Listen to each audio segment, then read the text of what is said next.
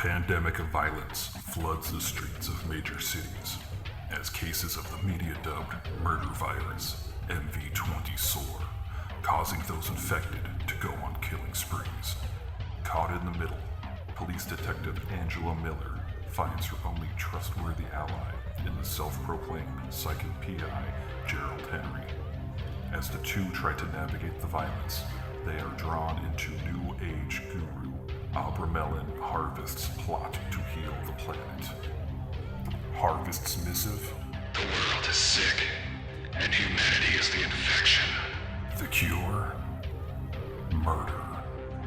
From the twisted mind of Sean C. Baker, author of A Collection of Desires and Shadow Play in Book 1, Kim and Jesse, comes his most vicious novel yet, Murder Virus. Available where books are sold.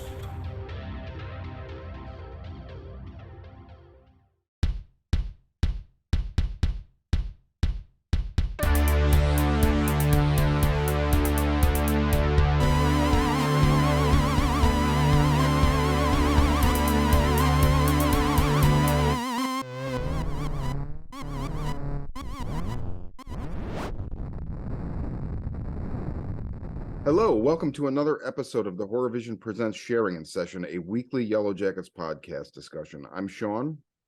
And I'm Missy.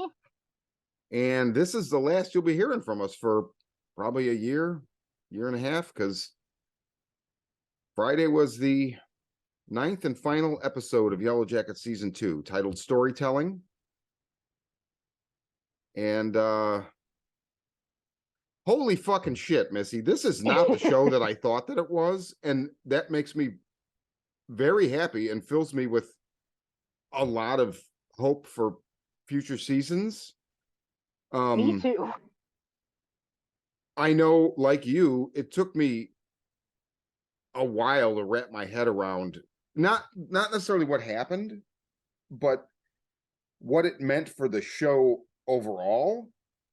Right. So let's get into it. Let's talk about it. This is full spoilers, folks. So if you've not watched that episode, please do not listen to anything we say. Yeah, don't listen to us yet. Big fucking spoilers. Right, and there's big stuff happening. So listen, watch the show first, then come back. Big and sad and Jesus Christ, talk about just changing the landscape for completely. Well, that's kind of what they did at the end of the last one, too. Well, no, not really. Not really, Oh. Because while it did open the world up, so here's the thing. This is why I say this isn't the show that I thought that it was.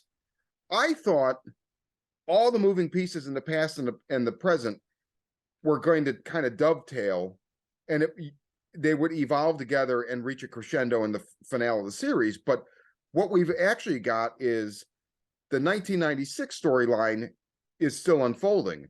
All of the plots in the last two seasons, so all the plots in the present day that they started with the characters have now more or less resolved. I mean, those resolutions are going to start their own plots, right?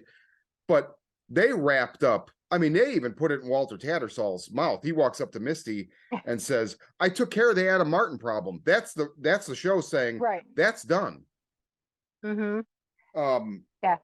I took care of the Adam Martin problem, and now you and your friends are safe. I fixed it for you. Yeah, exactly.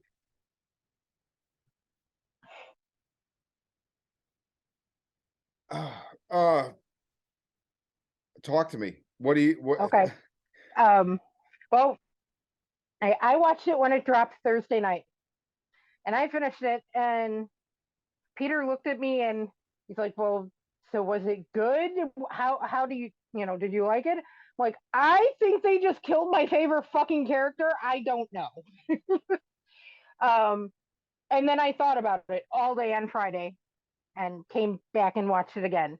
At this point, I've watched it 3.5 times because I've been going back and looking for things, because after watching it, I felt like this episode was just like sitting on my chest and I couldn't shake it. And my initial reaction was that everything was great, and then I was pissed about Nat's death. But then I kept thinking about things, and the more I kept thinking about it, the more I realized that the episode is fantastic. It Mm-hmm. has really changed the game. I mean, I've been expecting all along that that Lottie was the Antler Queen, and then we were going to have at least two separate factions of like the Antler Queen's Forest cult, and then the other group, the other faction that was not Team Lottie. Um, and I always kind of thought that Nat was going to lead that, and that it would be Mm-hmm. like Nat and Ben, and all right, that is not where we went. No. And I love that they continue to surprise us when we constantly think we have everything figured out. Mm-hmm. And I love that they do I do that. too. Especially, we both consume so much media. To have something that keeps surprising us is amazing. It's unheard of now. And That's true. also without doing it in any cheap way. You know what I Yeah, mean? good Like, call. there's never going to be, like, we've talked about before in other versions of this show, other episodes, like, Blackcoat's Daughter is a great example of, like, I'm sorry, it's bullshit. It's just fucking bullshit. I don't buy Right. the fucking movie. I don't And either. there's at least High Tension we just discussed somewhere else too. Same thing. I just don't fucking buy it. Other people do. I just don't buy it because there's a red herring. There's like a thing they do where it's like, you just have to accept that we showed you something that actually was misleading. Right. They And don't this do that at doesn't all. do that. Everything's I in mean, front of you the whole fucking time. the whole fucking time. Because I just rewatched the pilot Mm-hmm. like a little while ago. And there are a couple things that I noticed. All right, first, the Pit Girl. Mm-hmm. We've all been watching the Pit Girl for the for the last 2 years, trying to figure out who she is and why she dies. But what I noticed was, all right, they have her. She's after watching them how Shauna prepares Javi. The Pit Girl is already prepped. She's not wearing shoes, a coat, nothing. She's just Oh. wearing like a nightgown Uh-huh. and the necklace, the sacrifice necklace, Yeah. Jackie's heart. Mm-hmm. But nothing else. No coat, nothing that they would consider useful, that you wouldn't want ruined or full of blood. All that stuff is already off her. I always assumed that it was because shit happened while she was asleep and she just Right. started running. But now I think that it's intentional because the few things they do have, they need to preserve. Yeah. Oh, yeah. So she's already stripped down.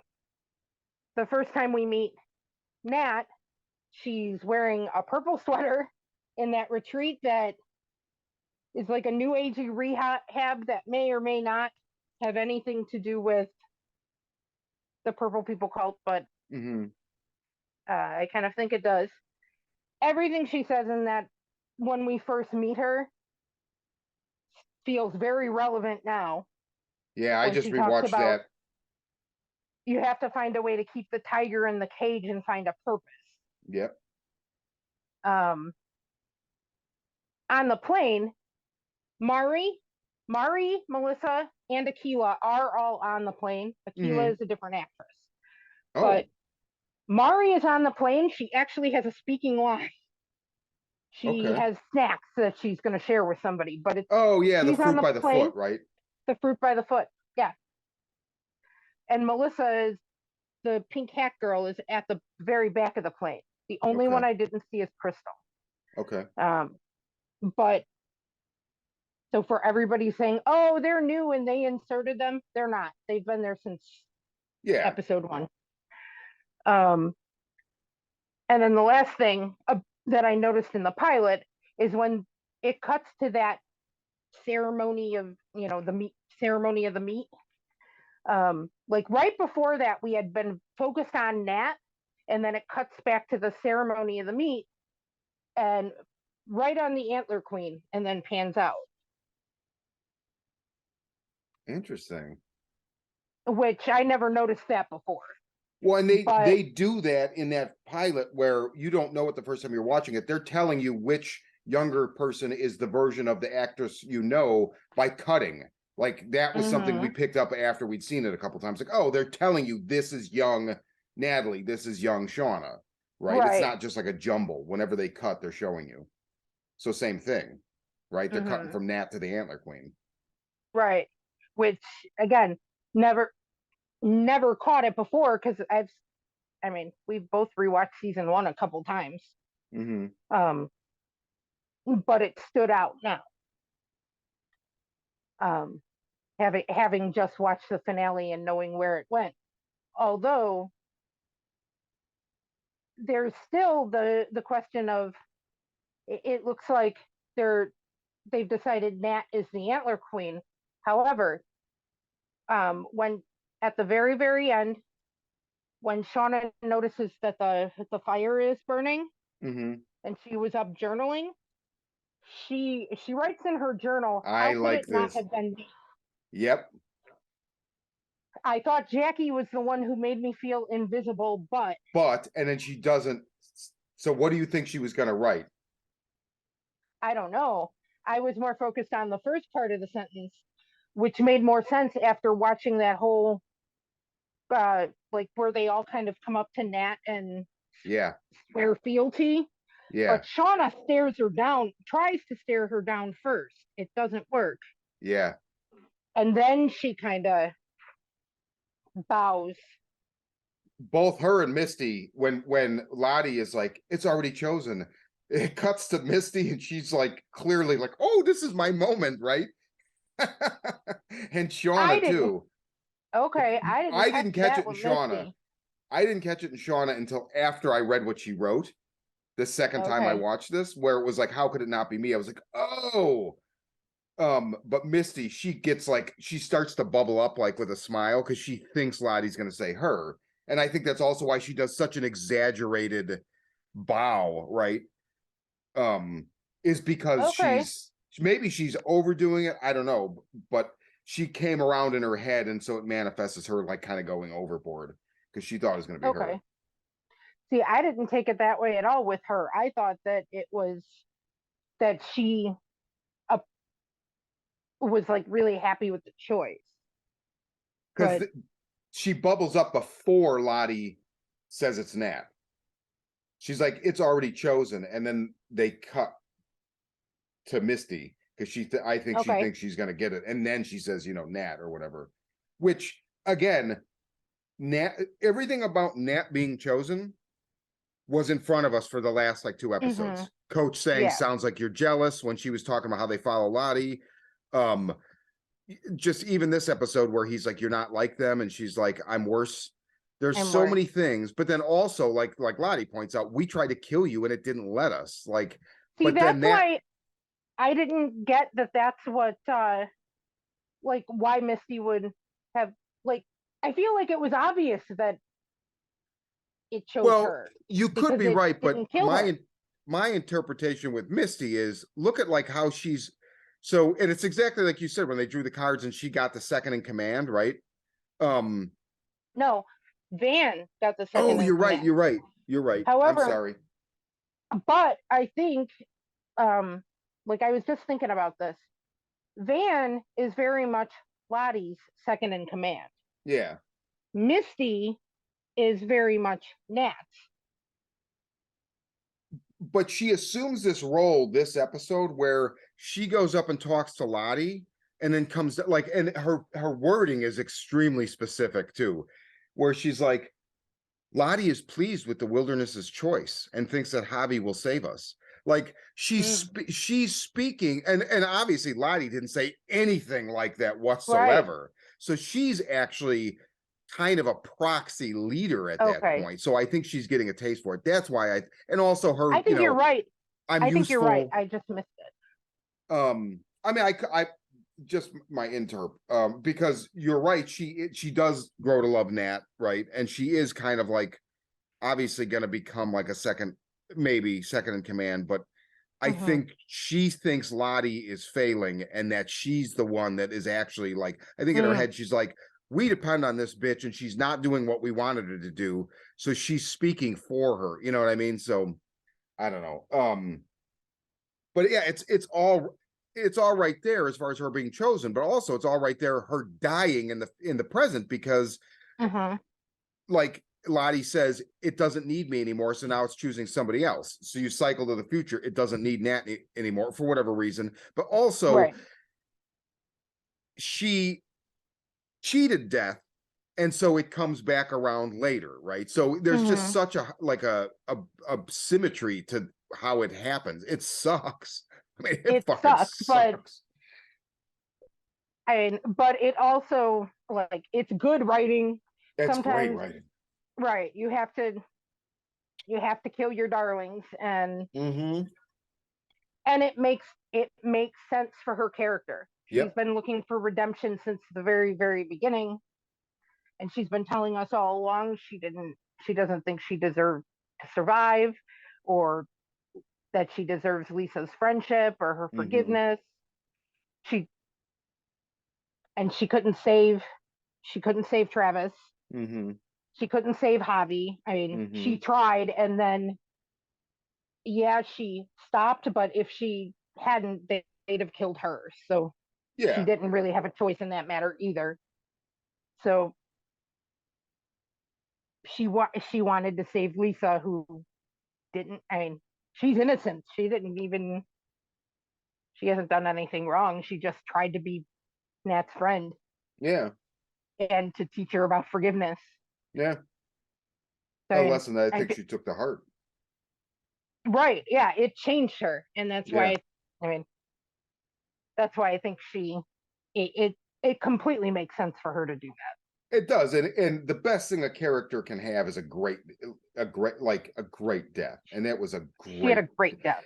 Because not only for her character and her overall arc, but also both in the past and the present, but also look what it does to Misty.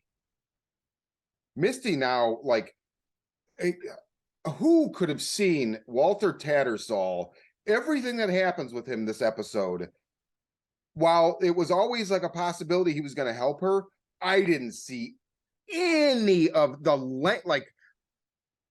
I didn't know he'd go to such lengths, but holy fuck. They're a match made in psycho heaven.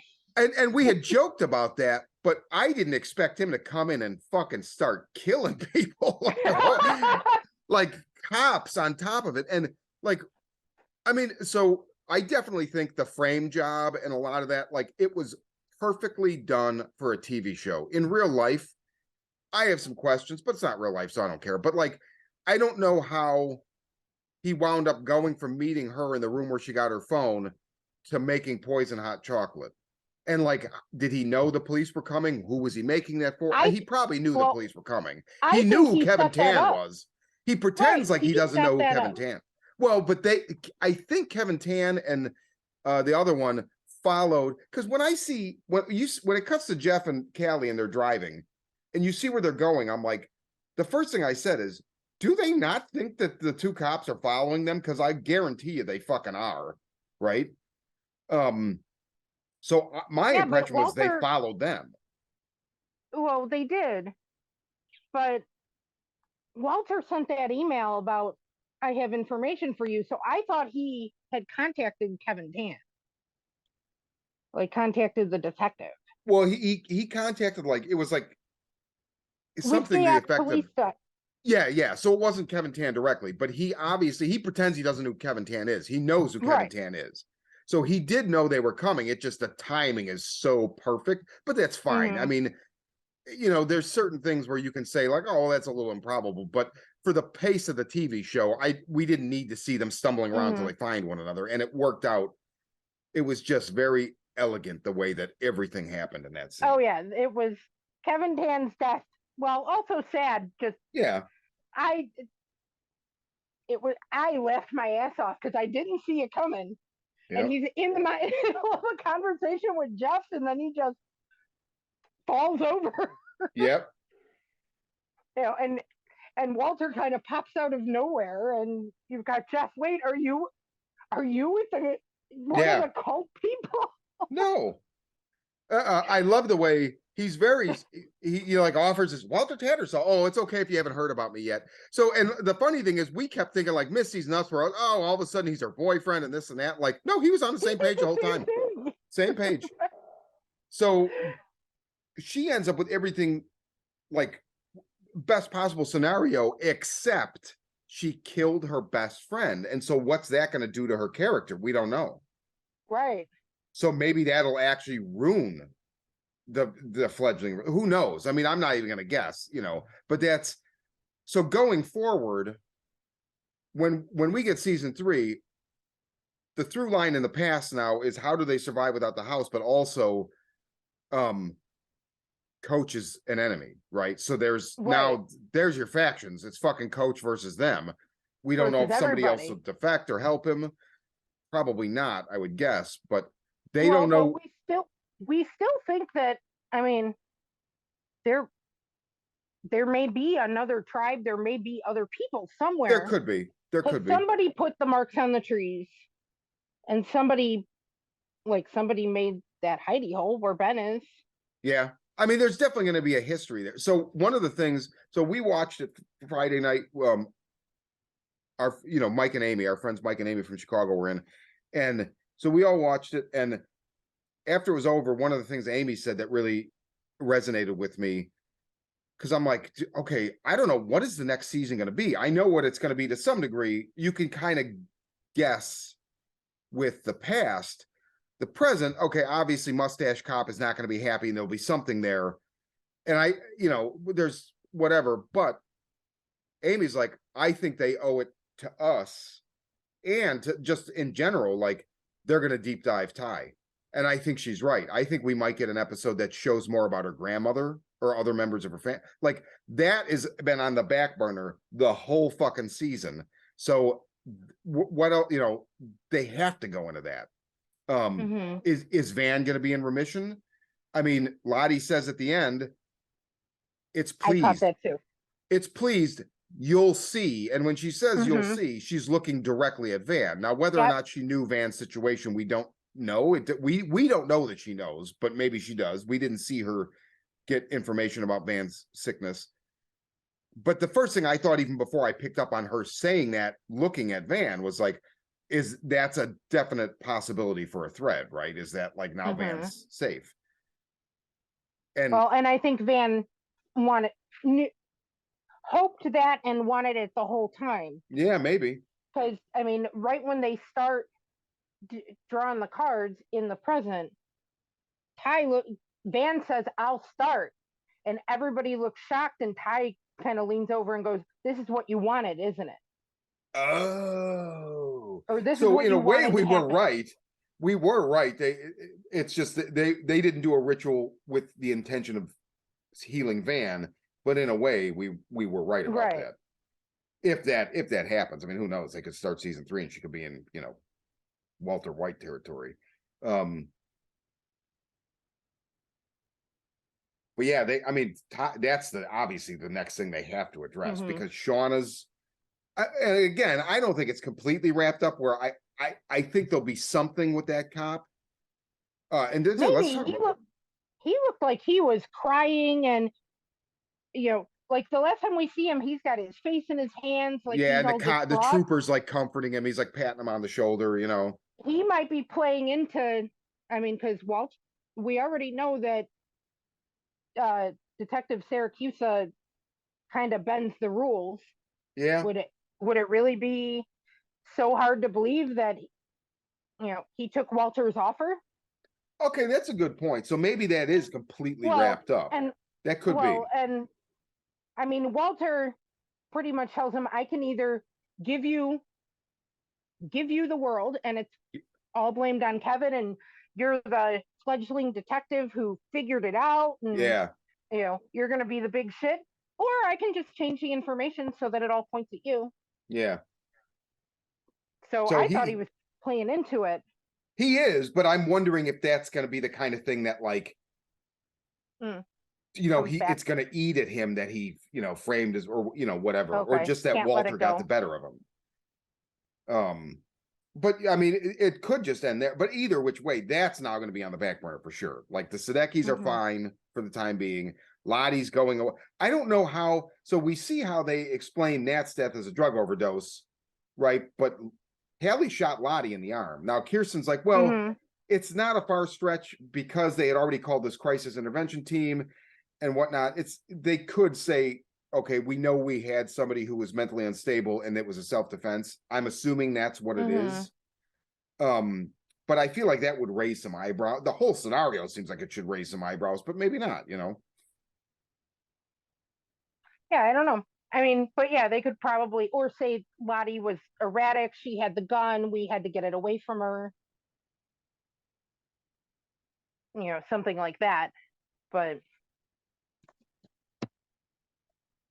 I don't know. It something I noticed with the adult versions when they're all doing the cards, it looks like Lottie, Van, and Ty are all like super into it. And then you've got the other three who are resisting. But there comes a point where I think Ty's other takes over. I wondered that as well. I definitely wondered that because I was like, when did they all fall in line with this? Right before this happens, it's like Van is the only one that's kind of like, you know, but Nat is definitely, but when the hunt starts, they all go with. Now, whether or not they were planning on completing it, or I have to go with this until I can, you know, like figure out a way to stop it. You know, I mean, the way Shauna kind of did from the beginning by suggesting it, buying them time. Right. But it is weird. It's like, does something primal take over and they're caught up in that hunt? I think so. At least part of it, because they all, as soon as Shauna draws the card, they all start like backing away from her and moving. You know, they go right to the masks. They go right to the masks, and they start to, and they move different. Yeah. Like cats. They start moving like cats stalking something. And they go right to the masks. Even, you know, previously Nat and Misty were reluctant. Yeah.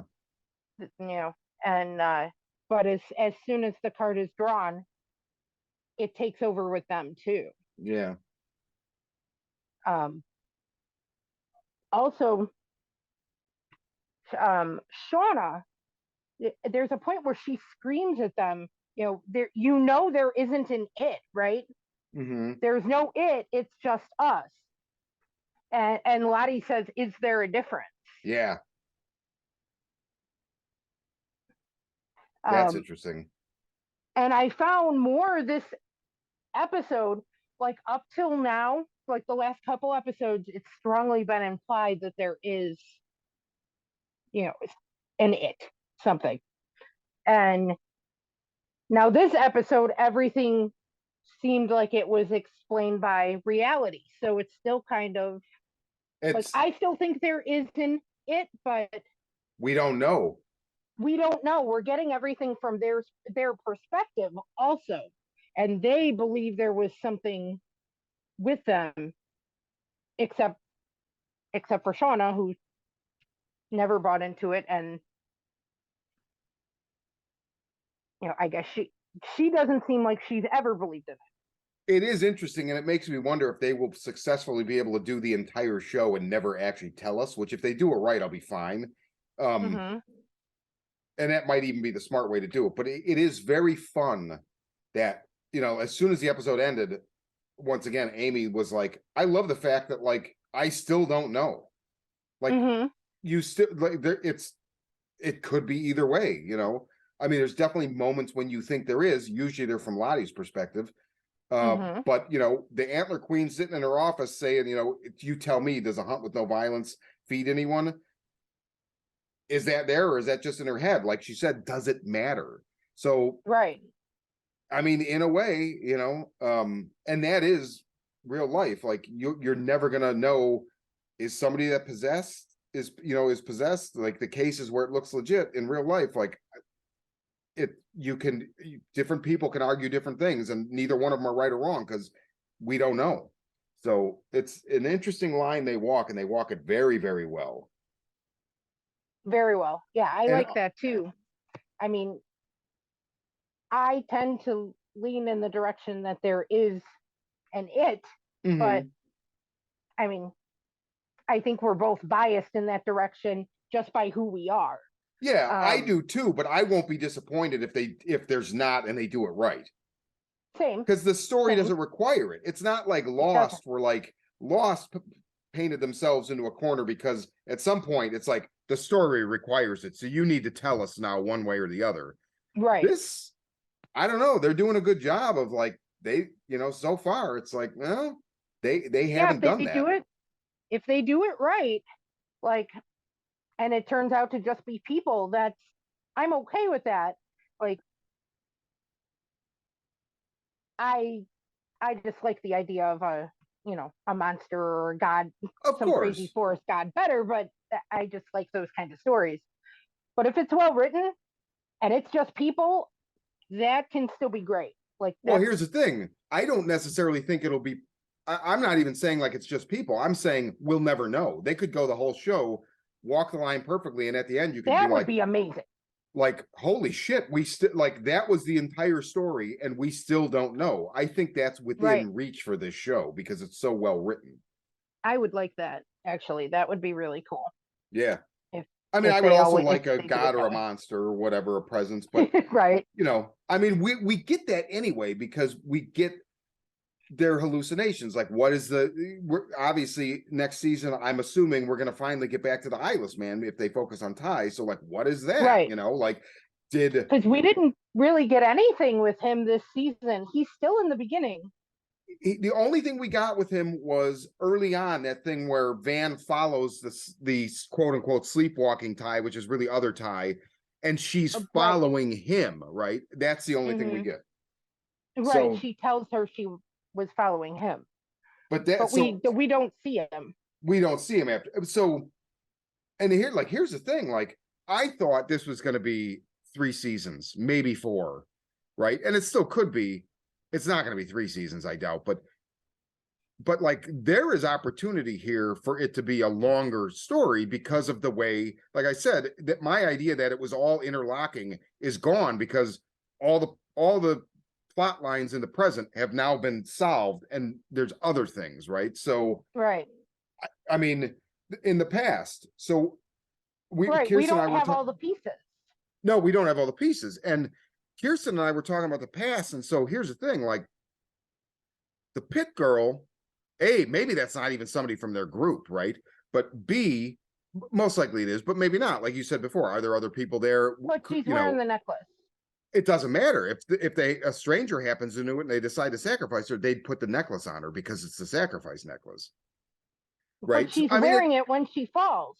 yeah, but I'm saying like they put that on the person before they kill them. So, um, but so they're going to come to summer and then go back to winter. So that's most likely the pit girl is most likely second winter. Mm-hmm. And summertime, they're not going to kill one another because they're going to have animals. And we know that because in the pilot, in the pit girl sequence and the meat ritual, they're all wearing furs, right? Which Right. implies So they they found find more something. animals. So summer's going to come around and they're going to, I mean, you would think what would happen is, okay, we don't have to kill anybody else. So let's kill a bunch of animals, stockpile the fucking meat, and then we don't have to do that next year. Does Coach then Well, sabotage that? they Ruin can't the meat? stockpile it that long though, because In the winter, they don't yeah, have they any could. way to they don't have any way to preserve it. Well, they have, so, well, that's a good Don't they point. need But like salt and okay, at that's the a good very point. least? As it gets cooler, maybe I don't know, or maybe they could keep the animals in a way where like almost like a farm where like we keep it here and then we kill it when it gets colder and freeze. I'm just assuming that that would be on my list. Like, okay, if we have to eat people right now, once it's warm, there'll be animals. So we don't know that we're gonna make it. We don't know we're gonna be rescued. So let's not think like that. So if we have to do another winter, we got to find a way to stockpile meat so we don't have to kill anyone else because they're all going to be feeling it because it's a card, right? Like anybody can Mm-hmm. draw that card unless that changes at some point. Which of note, going back to the eyeless man, the queen has no eyes. That's intentional. That's why it seems like it's Mm. an extension of some greater entity, right? I I still want to know. You pointed out to me. I don't know if we talked about this on the episode last week. So in one of the, I think it's the episode where they settle into the cabin. The first time we see that deck of cards, somebody's either playing solitaire or shuffling it, and somebody else says, "You know, there's no queens in that deck." I didn't. You brought that up, and I was like, "Oh, I remember that." Yeah. So where'd the queen come from? Right. That was my thought. Did we miss something? Maybe there was a throwaway scene where they found it. We're not remembering it. Well, I thought Javi found the deck of cards later on, but I don't remember. But I do remember her saying there are no queens in that deck. Unless she said it doesn't have all the queens, but Maybe. Which is possible that maybe the one was there and I'm just remembering it slightly wrong. Yeah. I mean, it could be because we didn't, but I do remember something to that effect. So that's it. I wanted to try and find it before we recorded today, but it just wasn't possible because I don't know what episode. Same. Because I was thinking about that too, and I don't remember what episode or who says it. Yeah, exactly. I don't remember any specifics. I just remember something like that being said. But I have no idea where. And I don't remember who had the conversation. Yeah. I kind of feel like it was Van who said it, but I'm not positive. But either way, they specifically call out about the queens. Yeah. And then we find out why the queen is relevant later. Man. Yeah, so much. How fucked up is Misty going to be? We might actually see her like feel guilt. We already see it. And right. Whether or not, I don't think she's going to be able to like explain it away as the wilderness chose, because that works. Although I will say Travis surprised the fuck out of me. I didn't see that coming. I didn't see that. I will say, like, I don't know what the thing was with taking the bite out of the heart raw and then like, cook that shit at least. I don't know. And Shauna does a good job of preparing the meat so it looks like steak.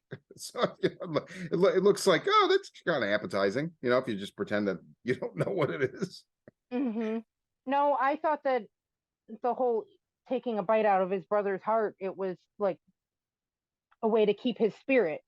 Yeah, I guess I figured it was something like that, but it just was so gross. Even the sound when he bit into it, I was like, oh God. Yeah, I assumed it was because he wanted to keep his brother's spirit with him. Yeah. Kind of like hunters eating the heart of the deer to keep stuff like that.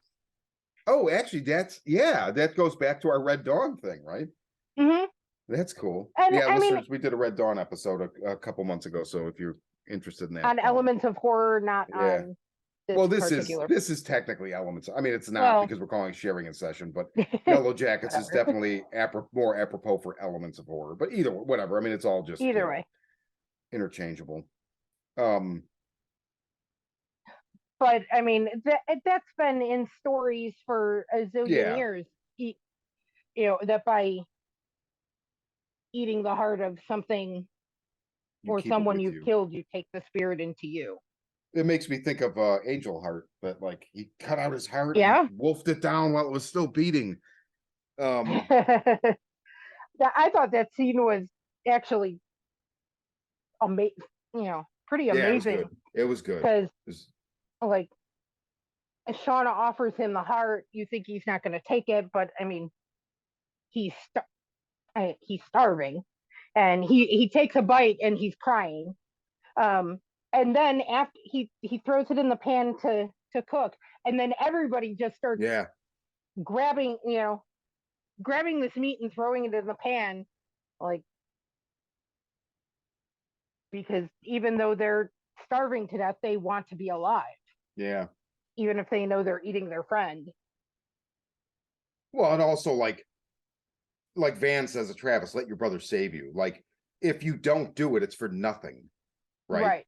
So, I mean, it is like, I mean, it's a tough situation, but you know, I mean, it makes sense. Right. There's no, I mean, him not doing it only hurts himself because he's starving. Yeah, exactly. The And rest then of his that, brother's death his was in brother vain. still died, and the rest of them are still going to eat him Yeah. because they're also starving.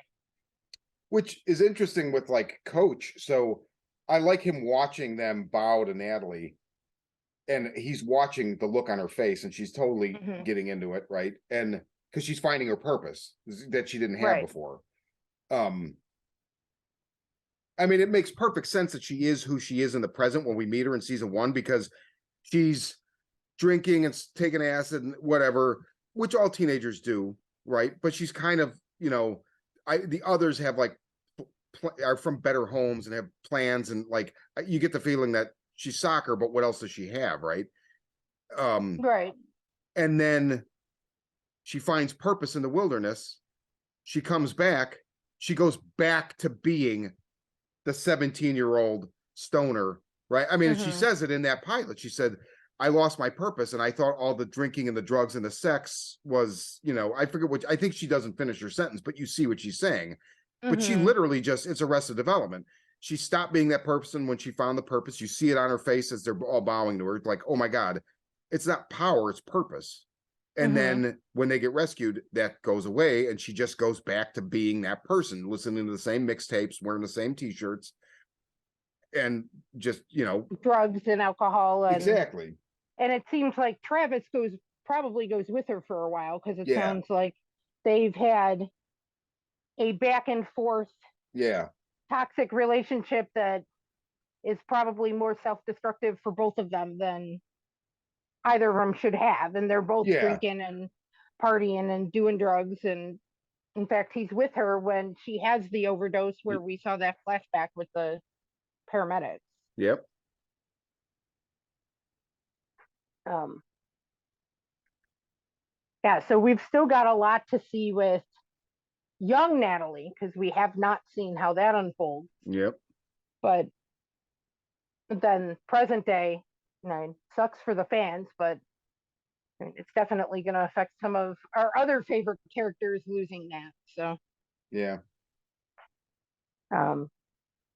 Coach Ben is not going to make it back alive. I mean, it's going to be really interesting to see how this plays out, because they don't know what he knows, right? But how long is it going to take them to figure out that they're locked in? Someone locked No, them no, in. what I mean is they don't know about the underground places he knows about. None of them No, know. they don't know that. So But they could figure it out for sure. And he's going to have to probably move around, I would assume. So they might catch him and he's that going to way. have to be able to find food, or But is there a food? So I'm wondering, the food source. So we've seen the bones that Javi ate, you know, whatever animals he ate, right? They're not going to be, those animals are probably in that, whatever that, if it's a cave system or whatever, because it's right? warm, they're not going to be Or up maybe top. there's water and there's fish. So exactly. So he doesn't have to necessarily even leave the cave. Now, I think he's probably going, also, he's not exactly in his right mind either, right? So Right, and we've he seen a hasn't eaten deterioration. at all because he never ate Jackie, and now, Exactly. but that's something I've always thought about. Right, they can't catch game. Why has no one tried to fish? Like, Well, ice fishing is a thing. oh, that's a good point. I don't know. That's a very good point. I didn't even think of that, ice fishing. Well, they could cast a rod and pull up a fucking moose. You know, that's in the fucking river or the lake or whatever. Right. Perfectly preserved, might I add. Right. Perfectly preserved frozen moose. Yeah. No, yeah, what I meant was, how long is he gonna, like, again, all of the doors, because they try like two different doors in this cabin. They're locked. They can't get out. He ties it shut. We see him take rope or yeah. something. So he locks them in. He's the only Yeah. person who's not there. Oh, they How long is it know. going to take them to draw that conclusion? No, they know. They know who it is. I guarantee you right off the bat, they know who it is. Guaranteed. Because Nat knows. Nat's the leader, and he said to her, "You're not like." He's basically saying, "Fuck these people," right? She know there's He going to be wanted no. He wanted her to go with him. Yeah, but there's going to be no hesitation. They're going to hit the ground running. Like this was Coach. You know, I like the camera panned up to the sky. What happened on the ground was like, was this Coach? Yes, this was Coach. So where is he? We don't know. So now they've got to figure out how to he's going to survive. become the he's going to be hunted. Yeah. And unless that little underground cave hidey hole has some kind of food source in it, he's gonna have to come out eventually. No, but it does. It does because there's nothing up top. We've already established that, but Javi was eating. So anything alive that's not hibernating, or maybe it is hibernating, but it's under. So he's not going to have to leave that area. And also, we don't know. Those could all be interconnected, which would be interesting. So that's like, I definitely want to know more about whatever that is. Yeah, it could be. I didn't even think of that. It could be like an underground like tunnel system. Yeah. So I don't know. And if there are other people, they could be down there. Yeah. So, but it's going to be interesting having him as a spoil because I just didn't see that coming. And it's one man against all of them. He's got the advantage. He's got the advantage because he's got a food source. I mean, judging by the bones and the warmth and the water, they have nothing. Right. They have their and they don't know it exists. Exactly. They only know. I mean, Nat's smart, and she'll probably think about it. Javi was taking her. Said he was going to take her somewhere, but she didn't know where. But we know he stayed alive for months. Yeah. And so they know there's a place, right? Because Coach said he found it, so they know. They're gonna start looking for it. And actually, you know what would make the most fucking sense? And I could see this conversation happening. Well, Ty can find it. Ty, just let the other out.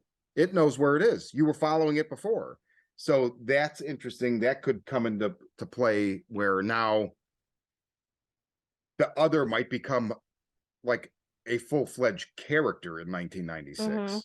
I think that the other might, because I think in the last episode I said that Shauna seemed like she was unhappy when she saw Van and Ty together. Like, when did this happen? And I said, well, maybe they're scary together. Yep. I get the feeling they're going to get real scary together. Yeah. And actually probably in the present and the past, because if we go into Ty. They're already a little scary together. I mean, they made that call about calling off the crisis team without consulting the rest of the group at all. Yeah. They just decided that on their own and did it. Wow, it's crazy. I really like the way all of that worked out. I really, really like that. And I like that we got what you wanted. We got the hunt, like even in the present. Like I didn't see that even in the present at all. Like fuck. Right. And those masks, I was of course staring at these masks again. The new masks. Ty and Van have opposite phantom masks. So the two pieces would the way they're shaped, the two pieces would fit together, I think. Okay. Interesting. Which also kind of implies that the two of them are going to be scary together and make up like one like complete each other. The other ones, Lottie's mask looked like that jacket she wears. Oh. Like the feathers are the same color. It's kind of owl shaped, but I mean, they didn't have a lot of time to make them, and the animals don't really super stand out. Misty's looks kind of birdish.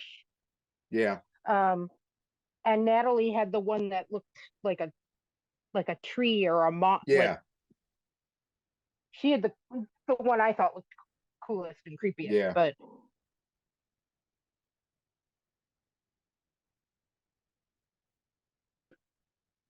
fuck, now we gotta wait. Fuck. Yeah, yeah. I mean, it took what a year before we got more. No, it was more, I think. It took because I believe it ended in fall, like August, September of 2021. But I don't think it'll take as long this time because I think they know, right? Like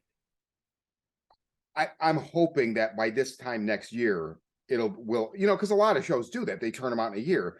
And also, like I guess the biggest stars, right? Although Sophie Thatcher is now becoming a star because she's in The Boogeyman, which is coming out this week, which I already bought tickets for, by the way. But the That's based biggest off a star, Stephen King story, right? The yeah, Boogeyman. Yeah, that's what I yeah. thought. I didn't realize it was coming out this week. That's cool. It's the director of that Host, the Zoom movie. Oh, Yeah, it's his so first like big okay. movie. So Well, yeah, I'd try it. I mean, Host was surprisingly well done for what it was. I mean some of the early titterings I heard about, and not from reviewers necessarily. I forget. I think from Beyond Fest, I forget who. I've heard people say like this movie is scary as fuck. Now, as an adult, there's not we've talked about this before. There's not a lot that's scary as fuck, but I can't wait to fucking see it. So, but point being, the biggest stars are Juliette Lewis and Christina Ricci. Yeah, thank you. And one of them's gone. So, I mean, I guess like Elijah Wood as well. So now they kind of replace one big star with another one. But nonetheless, I feel like everybody's locked into this. So I think hopefully we'll get it in a year. That would be, hopefully. All right, and Lottie, going back to Lottie. Two things. First, there's a point where she says that she thought that it wanted what was best for us, and now she doesn't know. And now she doesn't know. I think she says that to Misty, but so now she doesn't know, and then she says that she never wanted to be in charge. She never wanted to be in charge, but she thinks that it talked to her because she was the only one who knew how to listen. Yeah. Now that I've taught the rest of you how to hear it and to feel it, it doesn't need me anymore. Yeah. And that's when, she says that she thinks that it chose Nat. Also, right before that, Van is telling them a story. Yeah. I really like this scene too. And she's telling a story, and she says it's not going to be one and she starts talking about the wilderness and them. And the episode's called Storytelling. Like, are these stories going to start framing the what they're doing as they go more feral and are trying to wrestle in, like, right now they've still got a lot of civilization in them, but if they start living in the stories, it's easier. Yeah, because up till now she's been telling them the stories are rom-coms, right? The truth about cats and dogs. Movies. Why you're and I didn't even think of that. They are all rom-coms, aren't they? They're all rom-coms. One was while you were sleeping. Truth about cats or dogs, which I unfortunately had to sit through on a date in high school and just wanted to fucking cut my own throat. And The Princess Bride, which is like a fantasy rom-com. Yeah, good point. Yeah. And it's Van's wheelhouse, right? We see that's with her up until the future, the movie thing. But yeah, that definitely bears out in what we see in the pilot, where like you think about it, like, how do you do these things that require you to do things that you've been like are terrible things? You make it into a story. You done masks, you you make it fiction. So yeah, I think you hit that right on the head. Well, and I mean, we even do that in real life. Yeah. Yeah. I mean, we all mainline story. I've always said stories are my favorite drug because whenever the stories will always be there, your favorite characters, and you get to live all of their adventures and heroic acts and whatnot again and again and again. And when you're down, you can channel those characters and it can boost you back up. So what better way to make this a little, I mean,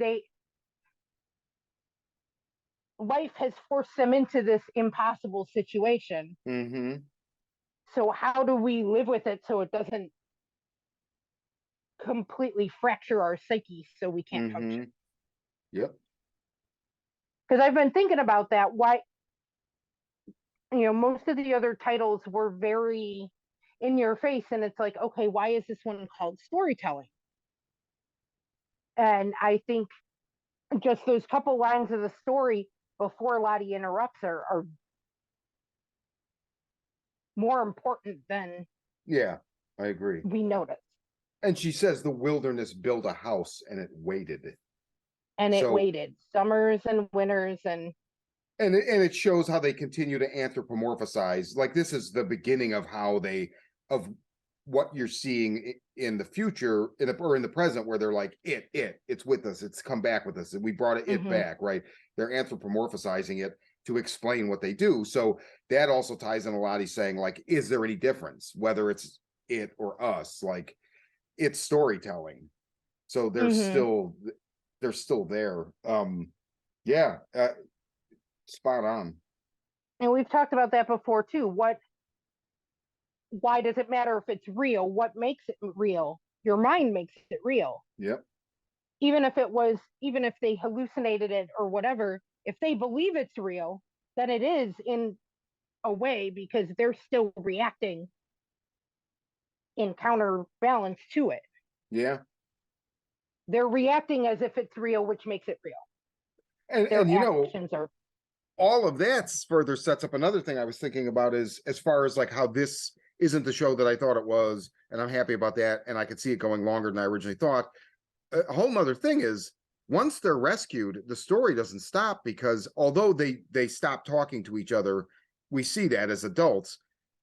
That's not going to be the case right when they get back, most likely. So how do what happened? Like Kirsten keeps saying, I want to know how Shauna and Jeff actually end up together, because like it's not a sure deal that she would come back and they would end up getting married and have a kid. So there's a story there, but there's a story with a lot of it, and how they're going to process reintegrating into normal life, and how they're going to come to the conclusion, like, where they grow apart, whether it's they just grow apart, or whether they're like, we should not be together. Which I think that would actually be more apropos, where it's like, if we split up, people aren't going to be able to corner us as easily, talk about it, and also, like, we might need to split up just so we can actually acclimate to reality again. I mean, you talk about like soldiers coming back from war and having trouble acclimating to normal life. It's the exact same thing, like massive PTSD and like living with what you've done. How do you compartmentalize it, like Shauna does? And they say 2 episodes ago, sitting in the round circle, like, how much you guys remember? And Shauna's like, I don't care if that shit's buried, let it stay buried. Right. She doesn't want to dig it back up, so they buried it for a reason. Right. No, I didn't even think of that. I think you're right too, though, because even like, all right, Travis and Natalie, like, we know they are together and split up multiple times, and that, I mean, that just seemed, originally I just figured, okay, that just seems like the kind of relationship they had. But Van and Ty seem like inseparable, and they separate too. Like, we know they hadn't seen each other in 25 years. So, like, even the ones you wouldn't think would be apart were. Yep. So maybe they can't be together. Yeah, I think that has a lot to do. And that goes back to you saying Shauna doesn't seem pleased to see them together because maybe they're scary together, right? I think they're very scary together, probably. And I and hope we get more of that in season 3. I think we will for sure. Also, that goes into like what you were talking about, where Shauna's journal before the fire. How could it not have been me? I thought it was Jackie that made me invisible, but What do so you think she was going to write? Because you sound like you thought you had something. I think there's two things, but I think one of them doesn't work. I think, but it was me seems like the logical thing.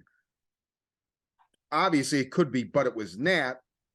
However, she's not Nat's friend. She's not with her all the time. So that doesn't make any sense. So to me, unless What it's if her but it was blaming her, everyone? it could be, but I feel like it would be more likely that it would be, but it's me. That's just who I am. Okay. But what I think them showing us that sets up is there's going to be a resentment there. Mm-hmm. And because, dude, they let her butcher, like, that's why she's saying, how is it not me? Look what I'm fucking doing for them. Like, That's yeah, I'm they doing carry the the thing body nobody. back. You know, they carry the body back to camp. Big deal. She's the one that's got to fucking skin and dress it, right? I mean, that's fucked Mm-hmm. up. And I mean, we already saw it with the Jackie meet. Like, there's a little bit of an entitlement there from the other ones. Like, she's doing a massive fucking job for them. And like, talk about taking one for the team. Right. And I so love there's that when resentment. she does it, she puts the hood down. Yes, I did too.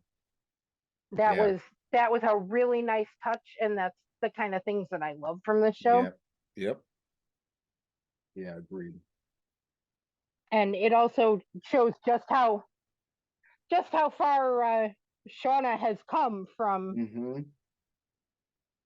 from the teenage girl who put the hood over her eyes and had shaky hands to, she almost killed 2 random people Yeah, right. without flinching. Yep. Like, in fact, she was flinching, trying to hold herself back from shooting The guy in that the mechanic. carjacker guy in the face. Yeah. Yeah, and like that her whole spiel about I'm shaking because I want to. It might not have been bravado to scare him. That might have actually been Oh, I like don't think coming it was. straight out of her soul, right? So that shit might be I think buried. everything she told him was true. Yeah. So that shit might be buried and she might not want to remember it, but it's still there and it's bubbling to the surface. And that's why Adam, right? Like she's the same way Nat kind of like just went back to being the same person after she lost her purpose. I think also Shauna did. And I think there's probably a part of her that misses, as sickening as it might have been. Like she may, it's, I don't know. Oh, I I'm mean, sure people she do does. shit and they get an appetite for stuff that they wouldn't have thought possible, right? But that's why you have serial murderers, because, oh, well, now I actually like doing that. I have an appetite for it, or, it becomes a compulsion, whatever. I mean, the psychology is deep and scary.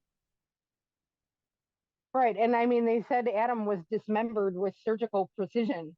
Yeah. Like, just like riding a bike, she didn't forget how to do it. Yep.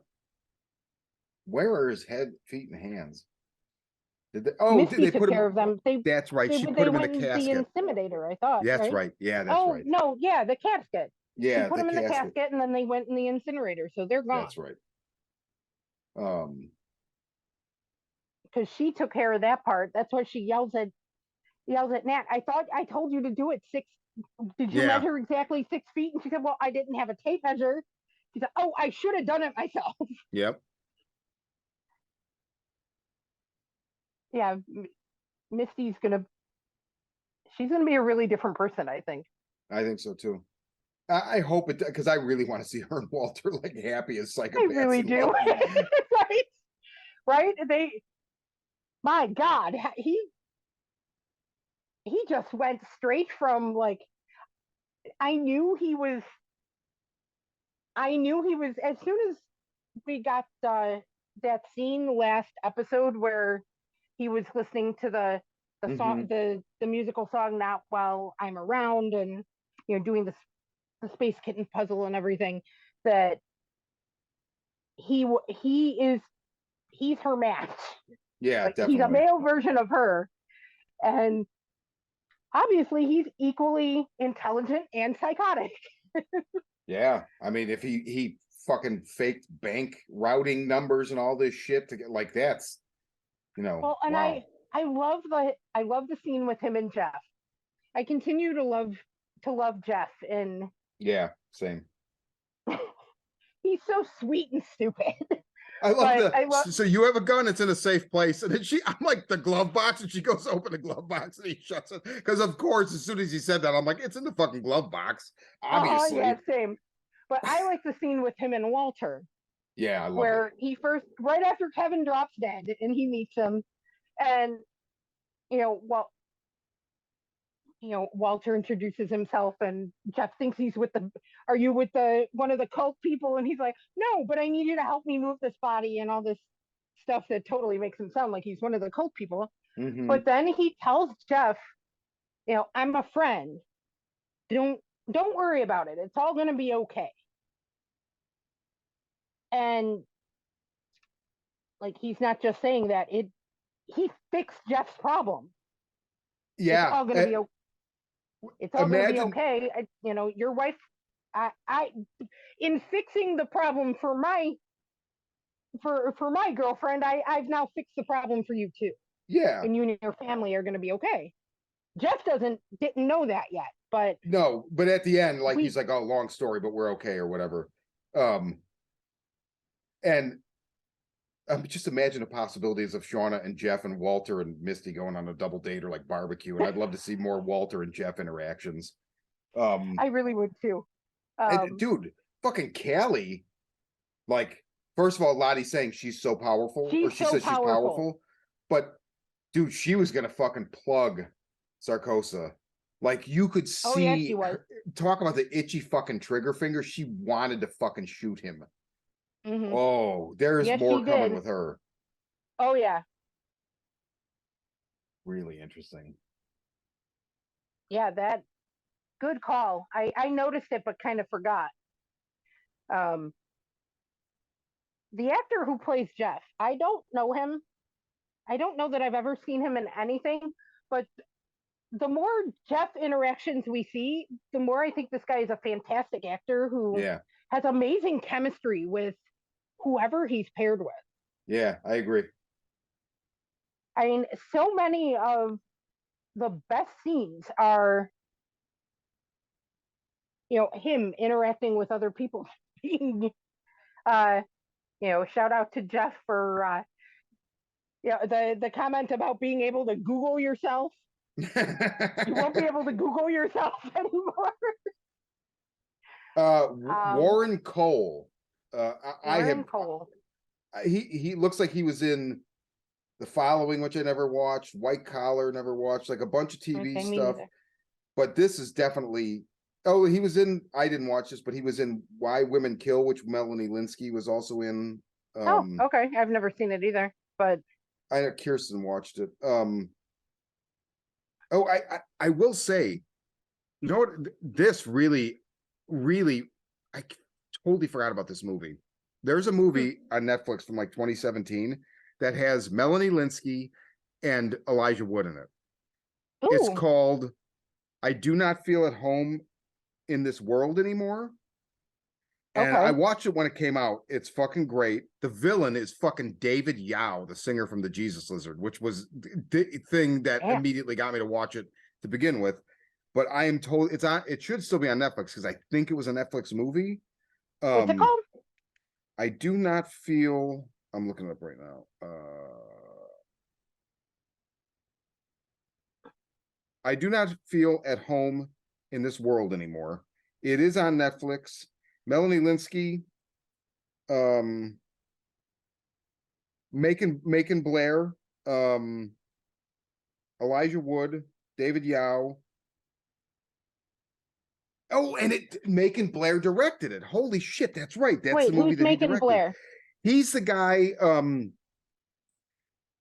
He's in Green Room. He's in Murder Party. He's in Blue Ruin. Was the first movie I think.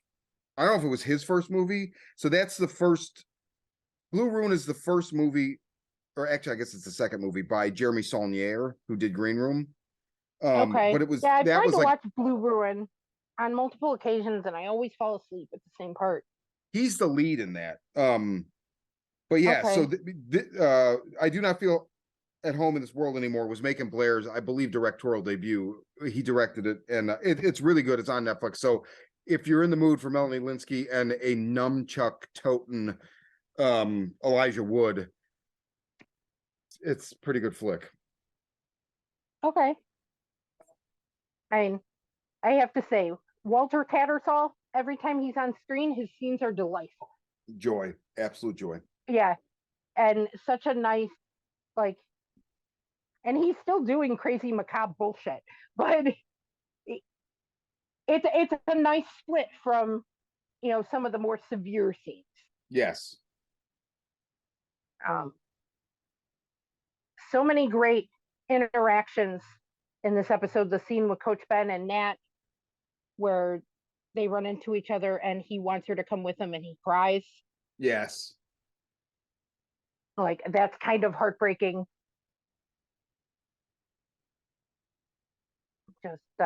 Just really good stuff. And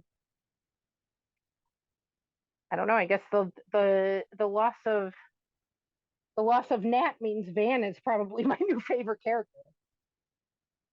Yeah. Well, I mean, they're all just so great. It's Oh yeah, they're all. I love them all, but I can't wait for yeah, season mind 3. blowing. So many things. So many things.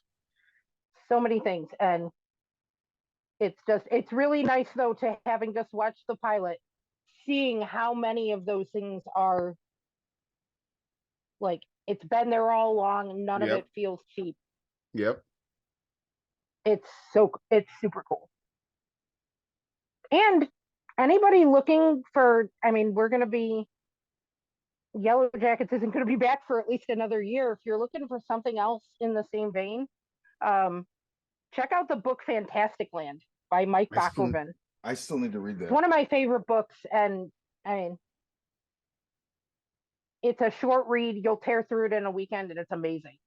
Like, the short version is a bunch of young people get trapped in a Disneyland, like employees of a Disneyland like park get trapped there for a couple months in Florida after a hurricane. And they tribe up and go full on Lord of the Flies. It's great. And if you like this, it's something you've probably never heard of that's definitely worth checking out. That's cool. I do need to read that. You so do. You'll love it. Any closing thoughts? Anything we didn't talk about? I do have one. Lottie tells Nat you were always its favorite. Oh yeah, that's interesting. Yeah, I wonder what that's going to be. Very interesting. Also, why not Travis on the plane? When she, her death plane, like her spiritual, we get young Lottie talking to her, we get young Nat talking to her, we get Hobby talking to her. Travis is dead. He didn't show up. I thought that was kind of interesting. Well, I mean, you'd think he'd be the one waiting to welcome her to the other side. In her head, I mean, just be based on everything we've seen, but no. And everything she's told us, because I mean, she's told us that he was her best friend, the only person who's ever really known her, and yeah, she couldn't do anything to save him. But it's his. I did notice that it's his brother we see on the plane. Yeah. And what's up with Lottie on the plane? I mean, all right, she's talking to adult Nat who's about to die, saying, "It's not evil, it's just hungry, let it in." So is that is interesting. Or is that's a good question. I took it as just like for whatever neurons are assigning these people to talk to her, she's dying to accept it. But the really interesting thing, it in as you're dying, why wouldn't it be let it go? Well, so that's a really interesting thing where, and I mean, conceptually, I don't know if they're going to go there or not, but it made me think, I've never thought of this before.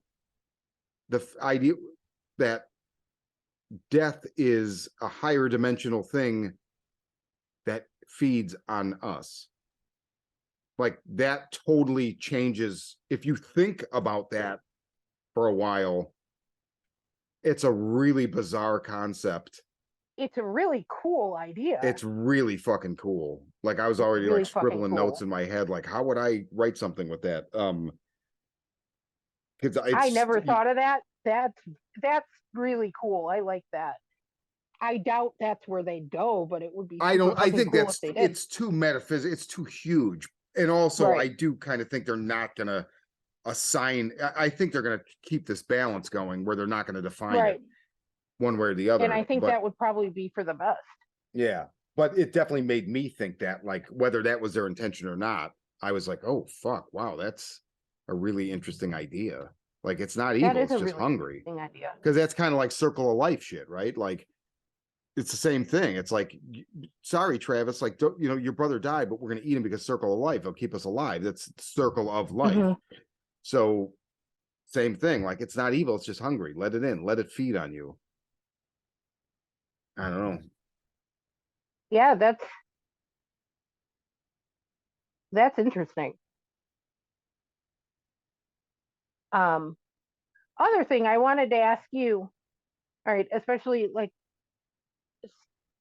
do you, like, we were talking earlier about having seen Mari, Melissa, Akila early on. Do you remember seeing Crystal? And does she interact with anyone other than Misty? Oh God. Well, yes, because remember the whole... yeah, because they did look for her. Well, and also you get the conversation with Mari and whoever, where she's like, "Well, yeah, like she probably killed her friend, the only friend she had, or whatever." So, but for a minute, I was like, "Oh shit!" But no, I think she is real. I don't remember, but also that last shot. But nobody seems to care. Like they didn't. Well, they didn't look for her much, and they jumped. All right, they were. We're starving, and we want to save Lottie, and we're going to draw cards to eat a person. Like. Crystal never came back out in the snow. Like, wouldn't you try harder to find the body and eat the frozen body before having to eat one of your friends? So that's the thing, right? Like, I forget who in our group when we watch it Friday said, like, wow, they're not, like, Misty could really come forward right now and save whoever they're going to eat by saying, like, I know where a body, but she's obviously not going to do that because then it opens up a whole can of worms that's going to fuck her. But yeah, I mean, so they're doing the thing again too, where like the last shot of them watching the cabin burn, there's 9 people in that shot, right? Then you go Javi 10, Coach 11, Laura Lee 12, Crystal 13. I'm trying to think if I missed anybody, because I still go back to that scene where they walk to the cabin in the first season. There's 19 people. Now, yeah, I've never counted them. You always say that when they go to the we've beach, talked right? about, I mean, yeah, and we've talked about the way, like, they can't always have the blocking for 19 people or whatever, but and early on, maybe their idea of how big it has changed or whatever the case may be. And you're positive it's 19 and that we're not mixing anyone up, because there are at least 3 people who kind of look alike. Actually, it might be 21. Because for the longest time, I thought that Lottie, Mari, and Jen were the same person. It's not based on what they look like. It's literally based on a shot where if you pause it, there's 19 bodies on screen walking. Okay. When they're going to the cabin. And like I said, it might have even been more. It might have been 21, because I did start a list at some point, but I only get, I've got Nat, Ty, Van, Shauna, Jackie, Mari, Laura Lee, Akila, Javi, Travis, Misty, Coach Scott, right? That's 12. And then you would add in Melissa and Crystal, and that would be 14. So again, it could be a small production. Maybe there's something there. I kind of think there's not, the same way we thought there was something about the English patient being in the diary, and it probably was just a slip up, right? It's probably the same thing. Like, that's just how many people they put in there because they didn't quite have it dialed in, and now it's dialed in. I mean, I know we always talk about how dialed in the show is. That's a different thing. That's like it's not writing, it's production. And or it could be, I mean, I doubt it, but What if we're seeing spirits of people and we don't even realize it? I mean, Right. I had thought that too. it's possible. We still had that moment where we saw in Jackie's hallucination, the guy who I think was the guy dead in the cabin was like, come in and join us or whatever. Like, there have been instances where stuff like that has happened. So I don't know. I forgot about that. The dead it's cabin not guy. it's not going to sink the show if at one point there were 20 people on screen and they don't account for all those people, and that shot at the end, that's just how they block that shot, and it's fine. And I'm sure they're like, there's some dickhead that's going to count the people and be like, whatever. But I mean, I didn't count the people. While I am that dickhead, I'm just saying, like, it's not a big deal. I'm not going to be one of these like, oh no, well, I have to tell you guys, no. But I don't know. Either way, just fuck, I can't wait. Yeah. Way to up the game. Yeah, absolutely.